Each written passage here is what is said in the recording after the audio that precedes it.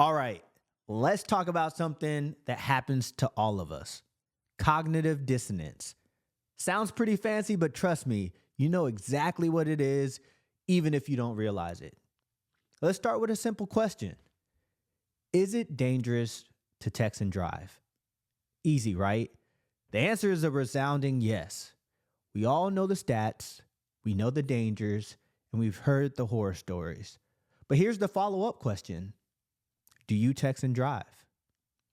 Now, if you just confidently said, yes, it's dangerous, and then had to pause when I asked you if you do it yourself, congratulations, you just experienced cognitive dissonance.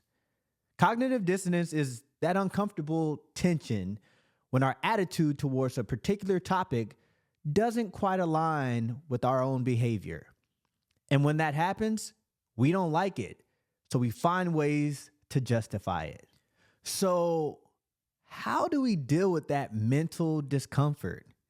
Usually, we retreat to our ego defense mechanisms. For example, denial. It'll sound a little bit like this. Well, I don't text and drive that much, just at red lights or when I'm going under 15 miles per hour. We also rationalize, like, I'm a good multitasker. Other people suck at it, but I can handle it. Or even intellectualization.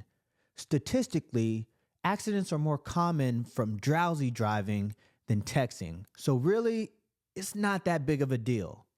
You see what's happening? Instead of adjusting our behavior to match our belief, we adjust the story we tell ourselves so we don't feel guilty about the contradiction. Now let's take this idea and zoom out. This isn't just about texting and driving. It shows up in our major social issues as well. Take racial justice, for example. Someone might say, I believe in equality and racism is wrong.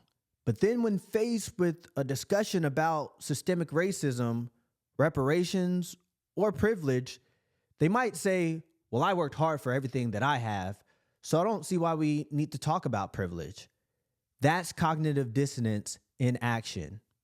Or climate change. People might fully acknowledge that the planet is in a crisis, but they still book multiple flights a year, drive gas guzzlers, and order fast fashion. Instead of changing behavior, they justify.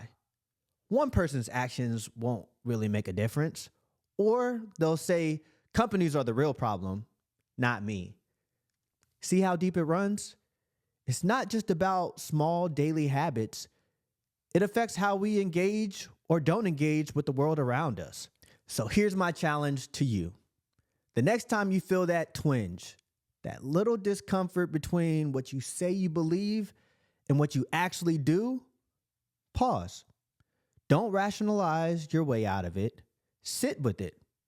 Ask yourself, what would it actually look like if my behavior aligned with my values? Because at the end of the day, that's how real change happens on an individual level in the moment-to-moment choices we make.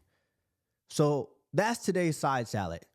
Keep choosing curiosity over certainty and continue to normalize authenticity until I see you next time on the Salad Bowl podcast.